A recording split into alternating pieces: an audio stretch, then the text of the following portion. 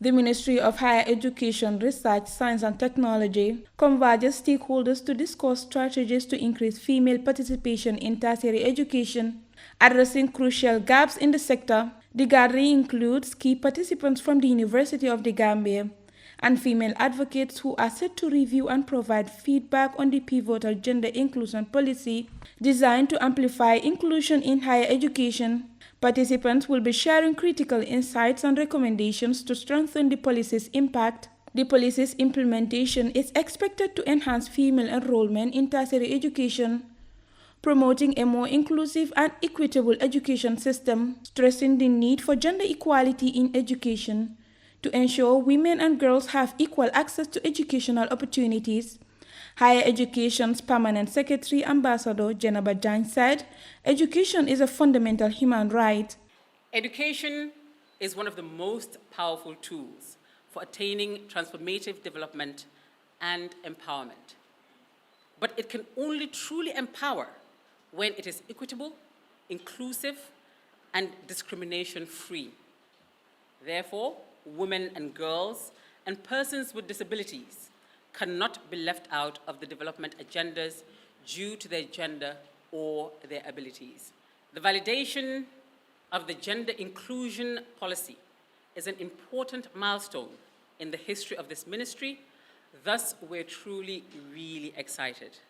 The forum is a unique opportunity for stakeholders to deliberate on strategies and mechanisms to address challenges hindering female participation in higher education.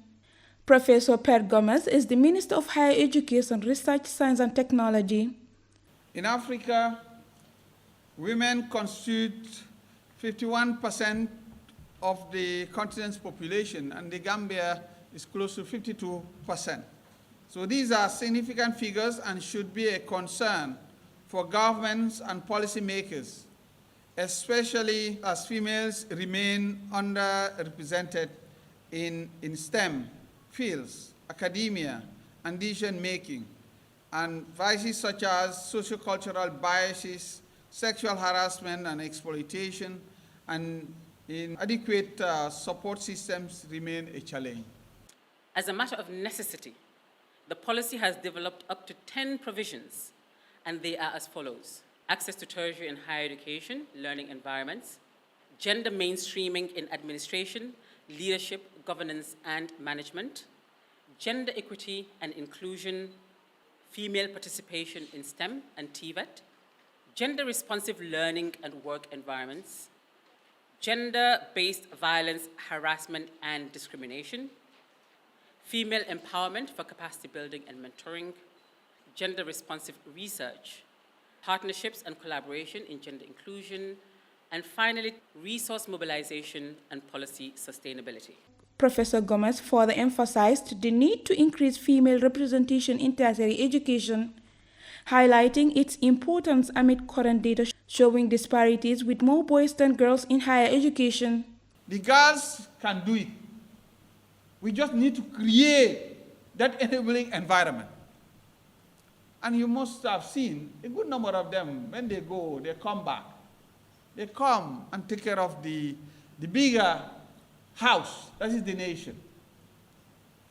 So we need them, so that we get the right laborers for the Republic. The Republic is calling for new laborers, highly skilled laborers of the Republic, to build this nation. And we need to have everybody, both male and female.